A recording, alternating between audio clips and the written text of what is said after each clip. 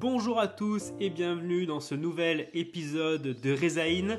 Dans Rezaïn, nous partageons une grosse dose de motivation pour, après un doctorat, réussir votre transition entre le laboratoire académique et l'entreprise privée. Nous sommes 3 docteurs en biologie, travaillant actuellement en entreprise et fondateurs de l'association Resalience PhD. À travers Resalience et ce podcast Rezaïn, nous partageons notre expérience afin que vous puissiez trouver avec succès votre prochain poste. Rezaïn, c'est parti.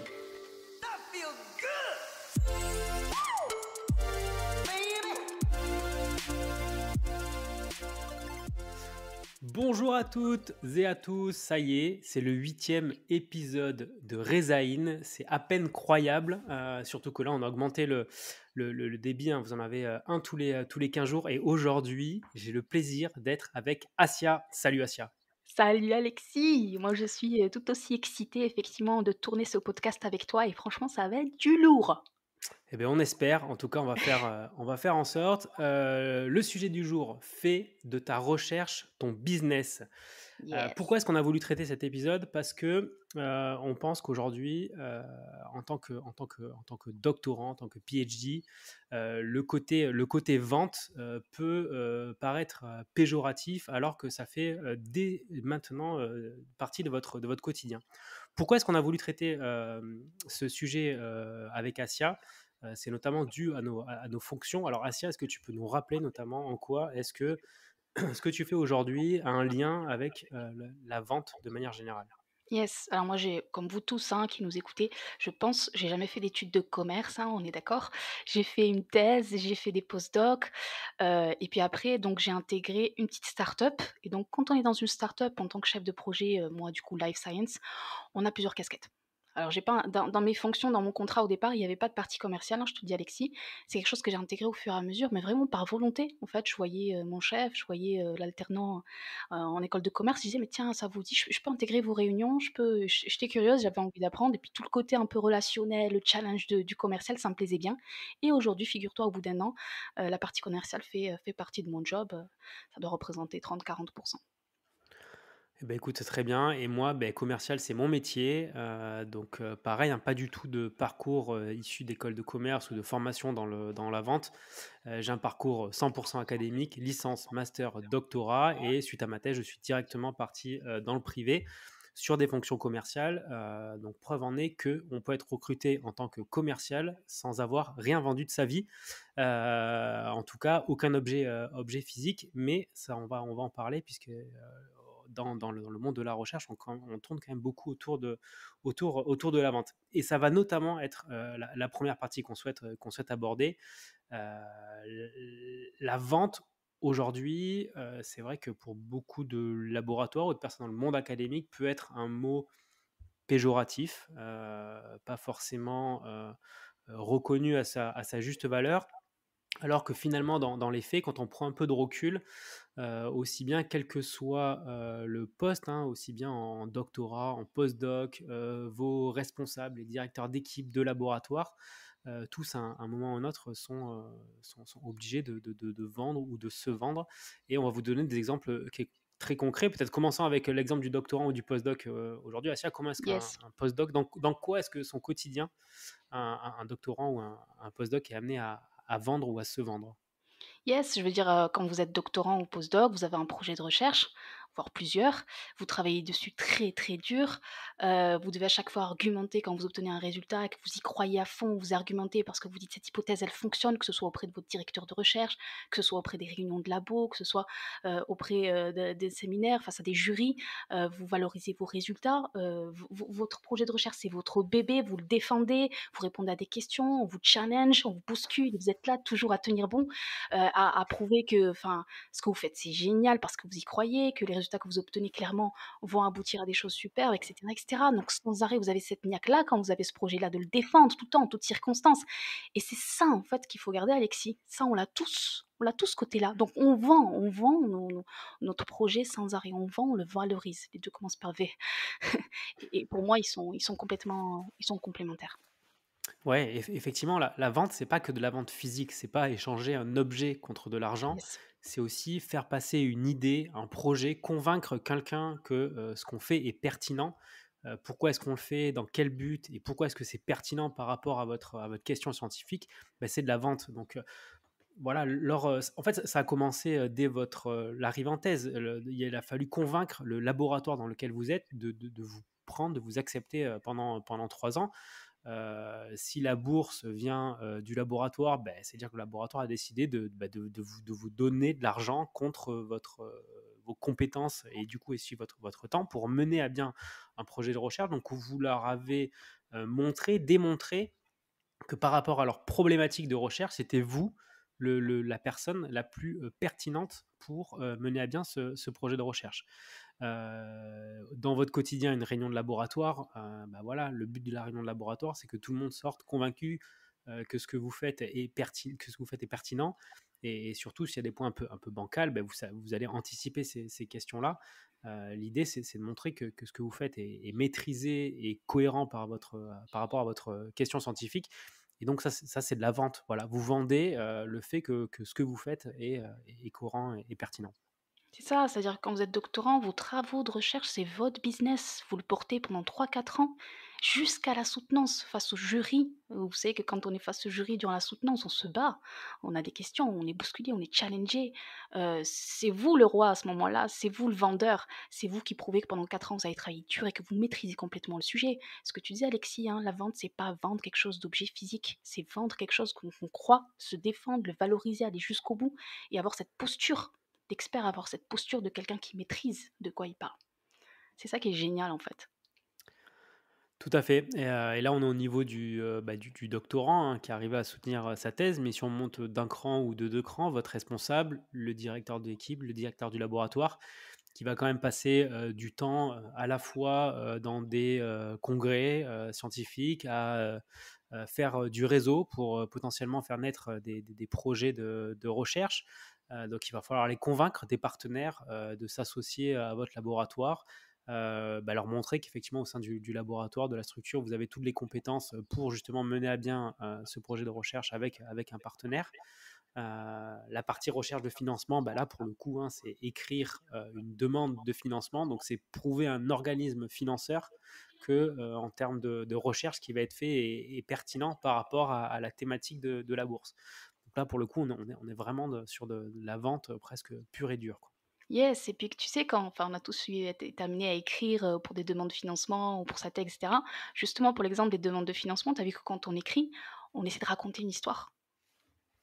On met ça dans un contexte, on veut faire en sorte que ce soit écrit, il y a quelque part un peu de marketing, de branding, tu vois?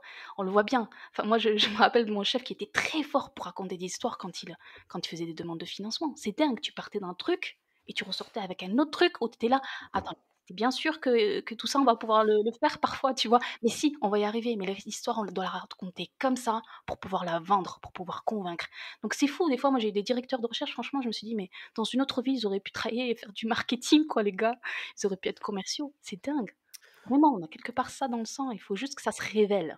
Tout à Ah, fait et peut-être pour mettre des mots sur ce que tu décris, effectivement, le côté de savoir raconter une histoire, ce qu'on appelle du storytelling, en fait, hein.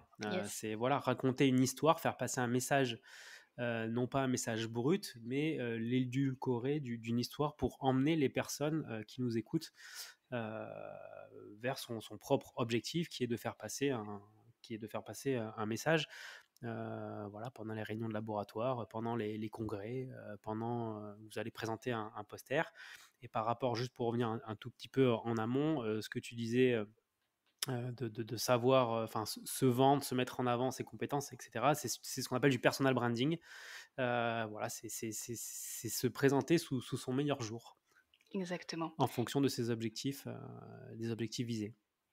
Et je crois on en vient au point suivant, c'est-à-dire que jusqu'à maintenant, on parle effectivement de vendre ses travaux, vendre ses recherches, vendre ses résultats dans différents contextes. Là où ça devient un peu plus difficile pour le docteur qui a soutenu sa thèse, c'est quand il s'agit de se vendre soi-même et on le constate tous les jours, Alexis. On le constate tous les jours que c'est dur. Tout à Heu, fait. Ouais, ouais, ouais, avec les échanges qu'on a pu avoir avec certains d'entre vous, les différents coachings qu'on a pu mener, se vendre, c'est pas simple parce qu'en fait, se vendre, c'est un peu comme un CV, quoi. C'est pas juste débiter le même CV pour tout le monde, c'est adapter son discours en fonction de la personne qu'on a en face et des objectifs qu'elle a. Et ça, c'est hyper important. Là, on rentre vraiment dans le cœur du sujet, qui est la partie, on va dire, recrutement, entretien d'embauche, qui va, j'imagine, vous intéresser le plus. Le but, quand on vous pose ces questions, présentez-vous, euh, adaptez votre discours en fonction des objectifs de la personne que vous avez en face, de sa société. Voilà, commencez pas à expliquer votre sujet de thèse pendant 50 minutes en disant que vous êtes quelqu'un d'extraordinaire parce que vous avez fait le meilleur Western Blot du monde, alors qu'en face, en fait, ils vous recrutent pour du marketing ou de la vente.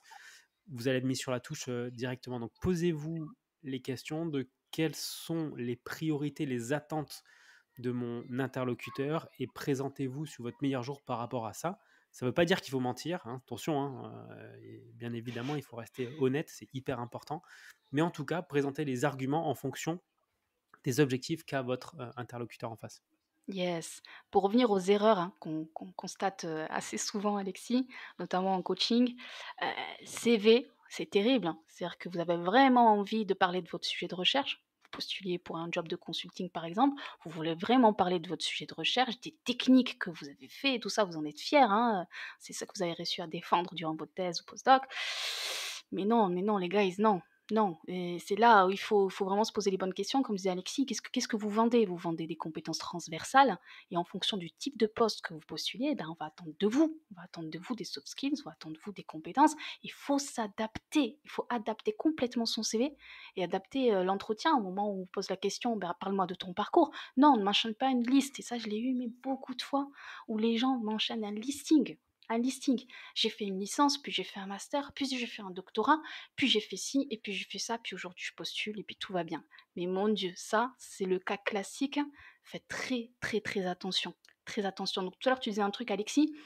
Racontez une histoire. On revient à l'histoire, en fait. Chacun de vous est unique, un parcours authentique. D'accord. Et quand vous êtes face à un recruteur, c'est pas pour lui parler de vos compétences pures et dures, c'est de lui parler de vous d'abord. Qui vous êtes? Qui vous êtes? Qu'est-ce qui fait de vous quelqu'un d'unique? Qu'est-ce qui fait que vous êtes parti faire des études en bio? Qu'est-ce qui fait qu'en master, à un moment donné, vous avez dit: «J'ai envie de faire de la recherche»? Qu'est-ce qui fait que vous êtes allé en thèse? Qu'est-ce qui fait que raconter une histoire et raconter surtout mettez-y mettez j'ai toujours, hein, de l'émotion. Vous êtes face à des êtres humains, vous n'êtes pas face à des machines. On passe pas encore des entretiens avec des avec des IA, on a encore des êtres humains encore en face de nous et heureusement, hein, on est dans le boom de ChatGPT, peut-être qu'un jour on aura une machine en face et elle vous répondra automatiquement. Non, non, non, vous avez des êtres humains qui ont aussi des sensibilités, qui ont aussi des expériences, qui sont, etc. Parler à des êtres humains. Ça, c'est super important, Alexis, hein. On y revient Ouais. tout à Non, l'heure. tout à fait. Et surtout que par rapport aux critères qui vont être pris en compte pour retenir votre candidature, évidemment, il va y avoir les compétences, les hard skills, les soft skills. Et dans les soft skills, il y a aussi le savoir-être, la façon dont vous êtes. Aujourd'hui, un recruteur, euh, et plus vous montez, entre guillemets, votre interlocuteur est haut dans l'entreprise, il ne va pas venir vérifier si effectivement vous avez les compétences. Lui, ce qu'il va voir, c'est est-ce que cette personne, elle va pouvoir apporter à l'entreprise, est-ce qu'elle va être capable de s'intégrer à travers l'équipe, est-ce qu'elle va être moteur, est-ce qu'elle va pouvoir me permettre de sortir des nouveaux projets, voilà, est-ce qu'elle va think out of the box en bon français, voilà, enfin, challenger un peu le statu quo, ou est-ce qu'elle va voilà, se mettre entre les lignes et tracer sa route. On a eu le très bon exemple avec le Visiodoc qui a été publié un peu plus d'un mois maintenant, où Assiette a pu interroger le vice-président de la R&D de chez Yes, Servier, donc un groupe pharmaceutique, et il me disait clairement, à son niveau, quand il a un candidat en face, ce qu'il regarde, c'est est-ce que la personne va pouvoir fitter avec l'entreprise. bien sûr, avec Donc ça, il l'entreprise. faut vraiment pas le négliger. Effectivement, les compétences, les hard skills sont importantes, mais les soft skills, et lui il disait, il le dit hein, dans l'interview, que clairement, dans son process de décision, les soft skills sont bien souvent plus importantes que les hard skills. Bien sûr, parce que vous êtes en compétition avec de super profils. Vous-même, vous êtes un super profil. Votre CV veut tout dire. Vous avez fait de longues études, vous maîtrisez des techniques, vous maîtrisez des compétences, etc. C'est pas le problème. Et quand vous faites face à un recruteur, vous devez vous vendre et le convaincre que vous êtes le meilleur candidat pour le poste. On a tout dit à partir de là. C'est de la vente, ok? Donc ça veut dire que faut donner envie. Faut donner envie au recruteur ben, de vous projeter, comme tu disais Alexis, dans une équipe.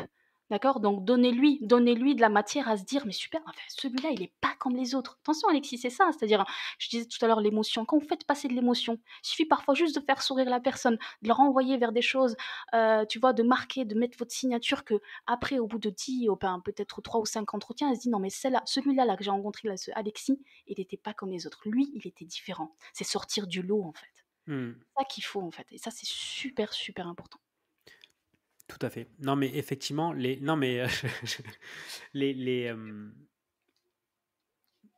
c'est là où il faut pas aussi négliger tout ce que vous allez faire en parallèle de votre thèse. Effectivement, votre thèse, c'est hyper important. Votre projet de recherche, le fait que vous allez publier, c'est hyper important, c'est ce qui va valider votre niveau scientifique. Mais tout ce que vous allez faire en plus ou autour va certainement faire la différence par rapport à d'autres candidats.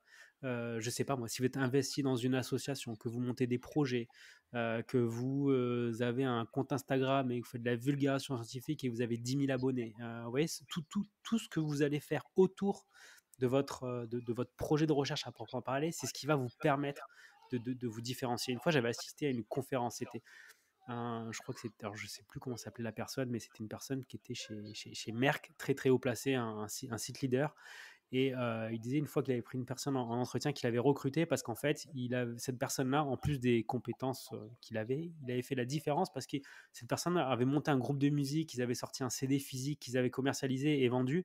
Et il m'a dit, ben ça voilà, effectivement, son CV est de suite sorti du lot parce que ça, c'est exceptionnel par rapport à... ça le rend unique et du coup, ce qui vous rend unique vous rend incomparable. Et c'est ce qui va faire la différence lors des entretiens. Absolument, tu as dit un truc super important tout à l'heure, Alexis. Allez creuser sur tout ce que vous faites à côté et surtout faites plein de choses à côté. Surtout, hein, ne faites pas que votre doctorat, d'accord?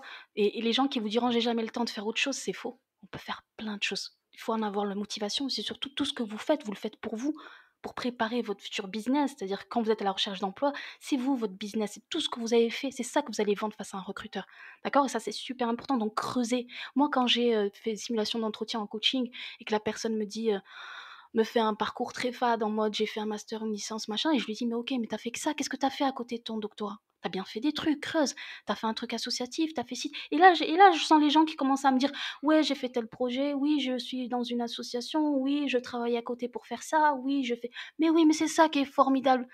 C'est ça que je veux, c'est tout ce qui est. C'est pas ce que je veux, c'est pas le haut de l'iceberg, je veux vraiment que tu ailles fouiller en dessous dans tes Mhm. profondeurs, dans tout ce que tu fais à côté. Tu fais de la musique, du dessin, de la poésie, c'est que tu es créatif. Tu fais ci, ça, c'est que c'est de se vendre. Tu fais ça, tu as le team working. C'est ça que je veux que tu vas me chercher. Et surtout, dans tout ce que vous dites. Ça sert à rien de dire je suis ambitieux, je suis machin, parce que les questions classiques, tu sais, en entretien, Alexis, de dire donne-moi 3 qualités, 3 machins. Tout ce que vous dites, justifiez-le avec des exemples Oui. concrets. D'accord, je suis créatif. Bah justement, j'écris des poésies, j'écris des bouquins, je dessine, je. Allez-y, les gars, vendez-vous, vendez-vous. Ouais. C'est super important. Tu voulais peut-être Je- rajouter un truc, Alexis, je te Non, je vais sens là-dessus. répéter ce que tu viens de dire parce que je pense que ça, c'est primordial. Tous les exemples ou les compétences que vous annoncez, il faut les justifier par un exemple. Donc, quand vous mettez des compétences sur votre CV ou que vous énoncez des compétences à l'oral, ça, c'est primordial dans votre préparation. Ayez toujours un exemple à citer en disant voilà quel était l'objectif, voilà ce que j'ai mis en place et voilà le résultat que ça a apporté. Ça, c'est primordial. Si vous dites que vous êtes organisé, voilà, tout le monde peut dire qu'il est organisé. Par contre, avoir des exemples concrets de méthodes d'organisation où cette compétence a été utilisée et apporté des résultats, bah ça, il faut absolument le présenter par des exemples. Ouais. Absolument. Et je terminerai sur quelque chose de très très important, Alexis, c'est avoir confiance en soi. On va pas en entretien si en se disant dans sa tête, ouais, mais je suis pas sûre que vraiment j'ai toutes les compétences pour avoir le job, c'est mort déjà. Le mindset, c'est hyper important, c'est-à-dire se mettre dans la posture de quelqu'un en se disant, je vais avoir le job. Parce que j'ai tout ce qu'il faut, parce que j'ai toutes les compétences, en plus je fais des trucs que les autres font pas. Je vais me vendre à fond, je vais avoir le job. C'est hyper important le mindset. Et je le sens bien en entretien, enfin quand je fais mes coachings, quand je les prépare, je leur donne des conseils, je les débriefe sur le moment, sur la question que je leur ai posée à chaud. Tout de suite, ils repartent sur notre question et tout de suite, je sens qu'ils se mettent dans le bon mindset et tout de suite, ils sont beaucoup plus percutants. C'est une question de préparation. Attention, que personne ici qui nous écoute pense que c'est mort, moi de toute façon, je pourrais pas le faire, c'est trop compliqué ce qu'ils racontent. Préparez-vous. Tout le Mhm. monde peut y arriver. C'est une question de préparation Ouais. et surtout, ayez confiance en vous, ayez la bonne posture de l'expert. Je dis toujours, hein, j'ai fait dans mes posts des fois sur LinkedIn, je parle d'expert et c'est peut-être un mot fort. Vous êtes des experts sur votre sujet, d'accord? C'est un mot fort, mais assumez-le. Assumez-le, vous avez une certaine expertise, venez en tant qu'expert. C'est pas un mot fort, hein. Vous avez fait bac plus 8, vous avez passé des années à travailler sur un sujet pointu, vous avez développé des compétences, des hard skills, des soft skills. Vous êtes méritant, d'accord? Donc vous y allez, ayez confiance en vous, positionnez-vous, ayez la bonne posture et allez vraiment tranquille, décontracté. Une discussion, je montre que je suis authentique, je suis unique, mon parcours est unique et je montre que je suis le meilleur candidat. Voilà, c'est vrai qu'il y a ce côté Alexis où certains n'osent pas en disant ouais, mais c'est un peu trop prétentieux, je veux pas non plus en faire trop. Alors oui, tu as dit tout à l'heure, Alexis, il faut pas mentir, c'est pas le but du jeu. Et pas Attendez, se survendre non plus, hein. faut pas mentir, faut pas se survendre, mais il faut avoir la bonne posture parce que je suis recruteur, je suis face à quelqu'un qui a un super CV. Franchement, il a tout pour avoir le job, mais si je vois qu'il bafouille, qu'il est pas confiant, que quand je le challenge, il perd ses mots, que tu vois, qu'il est pas très sûr de ce qu'il me raconte, c'est mort, les gars. Les gens recherchent des gens qui ont confiance en eux. Alors diffusez ça, c'est important. Je pense que le meilleur exemple, c'est la soutenance de thèse, hein. Tu as bossé pendant 3-4 ans sur ton sujet, tu étais surpréparé à présenter tes slides et préparé aux questions aussi. Tu arrives le jour J, normalement, tu es solide, quoi. Il peut pas rien t'arriver parce qu'on n'est pas à l'abri d'un examinateur qui s'engouffre dans la brèche. Mais en tout cas, vous êtes préparé quand vous arrivez à l'oral. Mais il faut avoir exactement cette même démarche lors d'un entretien. Par rapport à ce que tu disais, je pense que vous ne trouverez jamais l'offre d'emploi qui va matcher à 100% avec vos compétences. Aujourd'hui, un recruteur, il cherche le mouton à 5 pattes. La personne qui recherche, en général, n'existe pas. Donc, si vous pensez que sur la majorité des compétences, vous les avez et que le reste, vous allez pouvoir l'apprendre, il ne faut pas hésiter à y aller. Et pour y aller, surtout, donnez-vous les moyens d'y arriver. Ne faites pas le travail à moitié. Au pire, ça marchera. Au pire, ça ne marche pas. C'est toujours un très bon entraînement. Et confrontez-vous voilà, au marché, aux recruteurs. Et plus vous serez préparé, ben moins le jour où ça sera réellement le bon entretien, ben vous serez solide, quoi. Yes. Et si on en revient, Alexis, à nos jobs respectifs de commerciaux. Tu vois, tu as tes commerciaux 100%, moi je le suis pour une partie de mon job.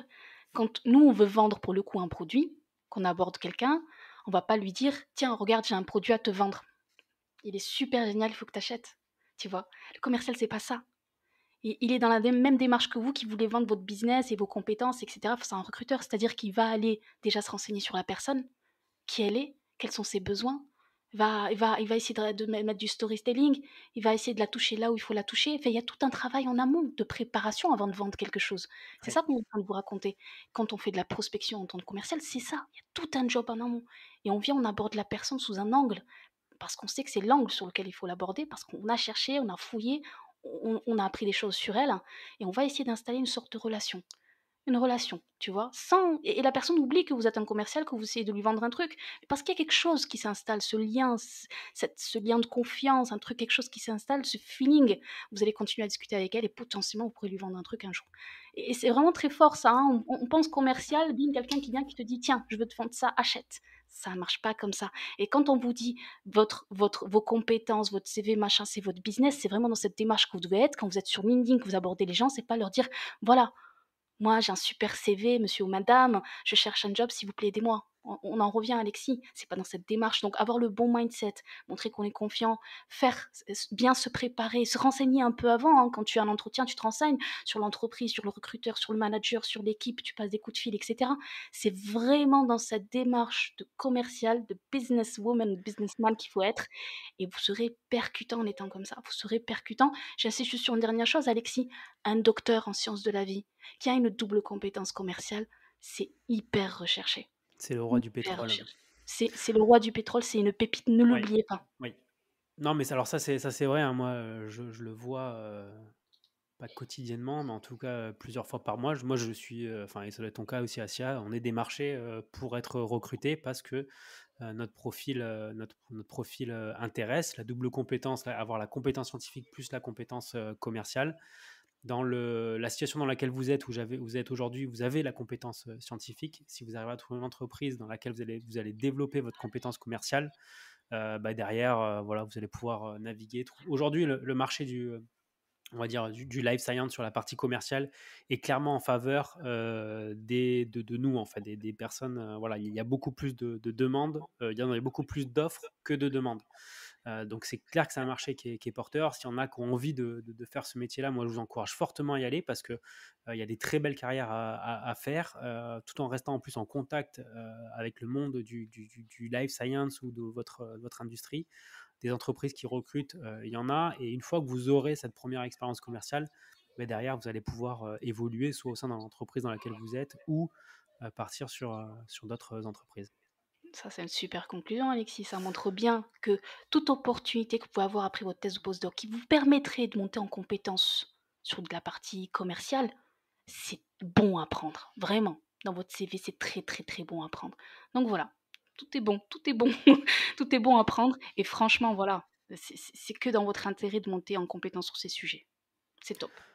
Ouais, non, voilà, voilà, les compétences annexes et tout ce que vous allez pouvoir développer en plus de votre thèse derrière, ce ne sera pas du temps perdu, c'est des choses que vous pourrez valoriser lors de vos entretiens et qui pourront même peut-être faire la différence. Et peut-être que les personnes vont venir vous recruter, vous allez attirer en tout cas l'attention, non pas par votre thèse, mais parce que vous avez fait autour ou en parallèle. Donc ça, Absolument, il faut pas le négliger. absolument. Écoute, Asia, je pense qu'on a pas mal fait le tour de la question. Yes. On attend vos retours et vos commentaires. Alors, si vous nous écoutez sur YouTube, vous pouvez laisser un commentaire sur l'épisode. Si vous êtes sur des plateformes de podcast, bah, n'hésitez pas à nous contacter directement sur LinkedIn, donc Asia Asrir ou Alexis Moujol. On répond à tous les messages. Voilà, Yes. on essaye en tout cas. Oui, Asia, tu veux ajouter quelque Non, je chose? disais que c'est un sujet hyper passionnant, Alexis. On aurait pu en discuter pendant un bon moment. Moi, j'aurais envie de discuter encore sur le sujet. Donc, voilà, dites-nous ce que vous en pensez, quitte à ce qu'on refasse un doublon sous un autre angle dans un prochain podcast. Il y a tellement à dire là-dessus. En tout cas, le titre du podcast veut tout dire. Hein. Redis-le, Alexis. Comment Fais de ta recherche ton business. Vas-y, fonce, fais de ta recherche ton business. Tu sais pas comment, t'es pas prêt, etc. Il y a moyen de se préparer à travers des coachings. Viens nous demander conseil, on est là pour ça. Et on continue en tout cas avec Résalliance à faire plein, plein, plein de choses pour vous, Alexis. Hein. Entre les coachings, le mentoring, le podcast et plein d'autres trucs à venir, c'est quand même top. Continuez à nous suivre et nous soutenir. Exactement. Et d'ailleurs, par rapport à ça, le meilleur moyen de nous soutenir, et là vraiment, on fait appel à vous, on a besoin de vous. Là, actuellement, sur 2023, avec Résalliance, on souhaite créer le plus gros réseau de doctorants, PhD en sciences de la vie qui souhaitent partir donc en industrie, dans le privé, en entreprise, vous appelez ça comme vous voulez, mais en tout cas hors académique. Aujourd'hui, le meilleur moyen de nous soutenir, c'est d'aller sur YouTube et vous abonner à la chaîne YouTube. On a une majorité des gens qui nous écoutent qui ne sont pas abonnés à la chaîne. Donc, s'il vous plaît, abonnez-vous. Nous, ça nous donne de la force, de l'énergie, de la visibilité également. Et en fait, bah, le fait que vous nous suiviez, ça nous donne de l'importance vis-à-vis de l'algorithme de YouTube et nos contenus vont être mis en avant sur des personnes qui ont des profils similaires aux vôtres qui peut-être ont besoin de ces conseils. Absolument. Donc, aujourd'hui, si vous, le meilleur moyen de soutenir Résilience, c'est de vous abonner à YouTube. Ça, c'est le point numéro un. Et le deuxième point, c'est parlez-en autour de vous, à votre collègue doctorant, postdoctorant qui est à votre droite ou à votre gauche dans l'open space ou dans votre bureau. Parle-lui de Résilience, de la chaîne YouTube et que lui aussi il profite de tout ce qu'on essaie d'offrir. Exactement, faites-le, n'hésitez pas, hein. Comme tu dis Alexis, la moindre personne que vous croisez dans la route, faites. Toi, tu connais Resilience, c'est top, va voir ce qu'ils font. Enfin, je veux dire, quand on aime un truc, on le partage, donc partagez à fond. Poussez-nous, si vraiment vous aimez notre contenu, allez liker, allez vous abonner. On compte sur vous. Voilà, donc voilà, nous, on fait tout ça vraiment pour vous. On prend énormément de plaisir. On continuera à prendre du plaisir. Mais please, soutenez-nous. On a besoin de vous aussi. Exactement. Bah écoute, magnifique conclusion, Asia. On vous souhaite à toutes et à tous une excellente journée, une très bonne semaine, un très bon week-end en fonction du moment où vous nous écoutez. En tout cas, Résilience, ça continue. Nous, on lâche rien pour vous et on vous souhaite une excellente journée. Ciao. Excellente journée. Ciao tout le monde. Salut. Salut.